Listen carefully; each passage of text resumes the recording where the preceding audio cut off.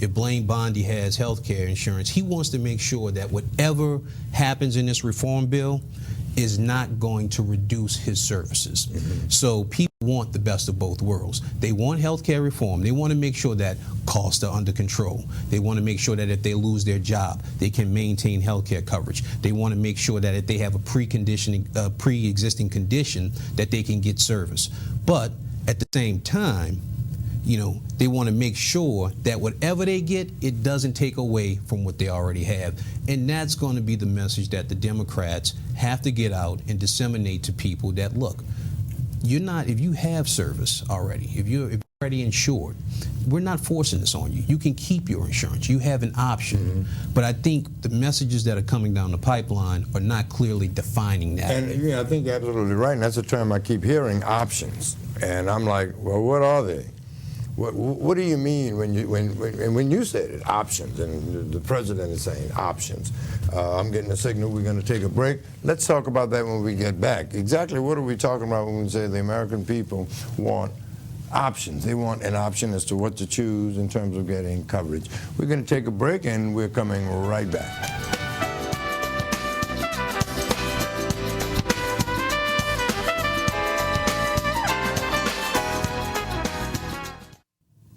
Welcome back to Table Talk. I'm Paul Beaulieu. I'm with Tracie Washington and Blayne Bondy, and we are discussing President Obama's health care plan.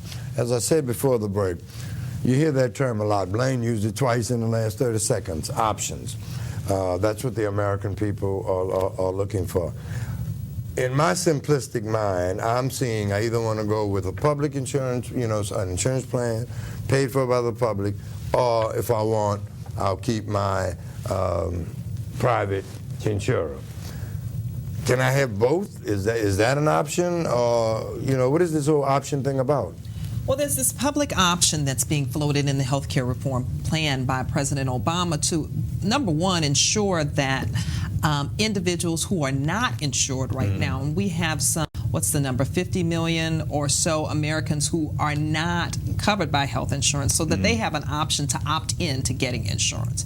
But what it also provides is for competition in the markets, in the insurance markets. We live, for example, in Louisiana. We're in a state where 61% of the health care market is covered by Blue Cross Blue Shield. When you take the top two insurers in the state, 74% of the health insurance coverage comes from two companies. Well, it's not a monopoly, but it's doggone near close. Yeah.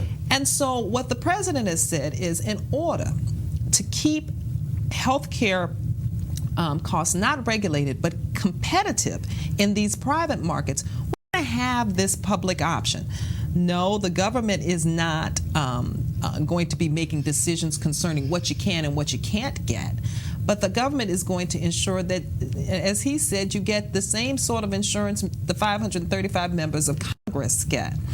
And now, so what's the flip side of it?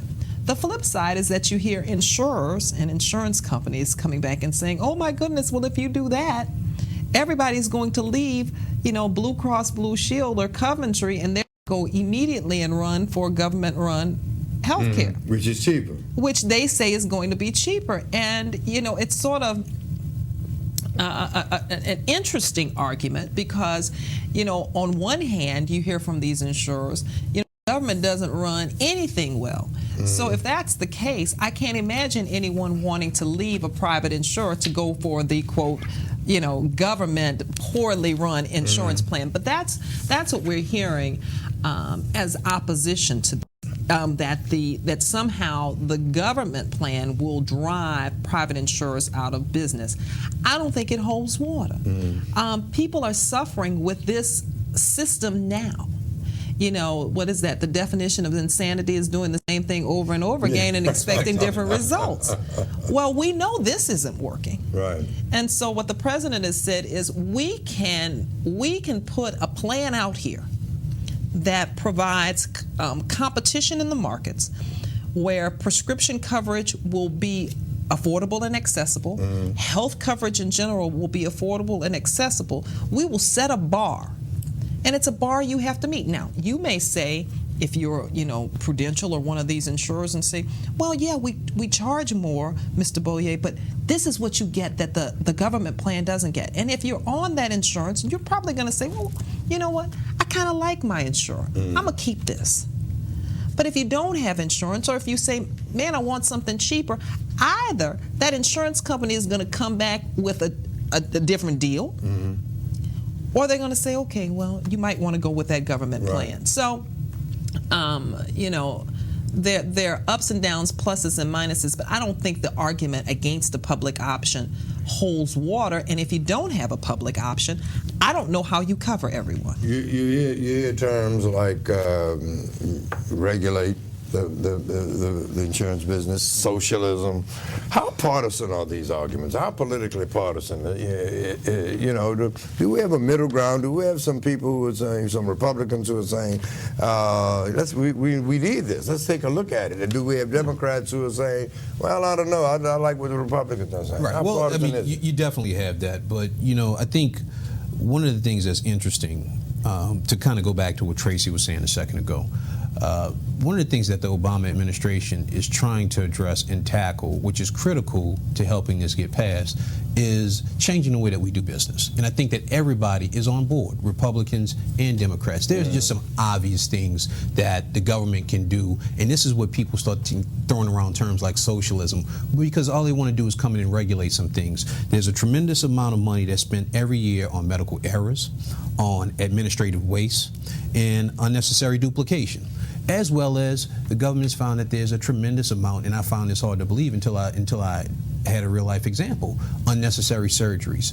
They want doctors to start doing team efforts versus individual specialized efforts. Hold that point, Blayne, if you will. We got to take another break. We'll be back with Table Talk. I'm Paul Beaulieu, Tracie Washington, and Blayne Bondy. Don't forget, hold that point. I'm going to try.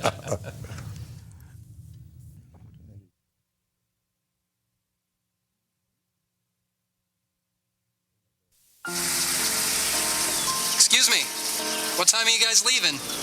We're gonna rob your house tonight.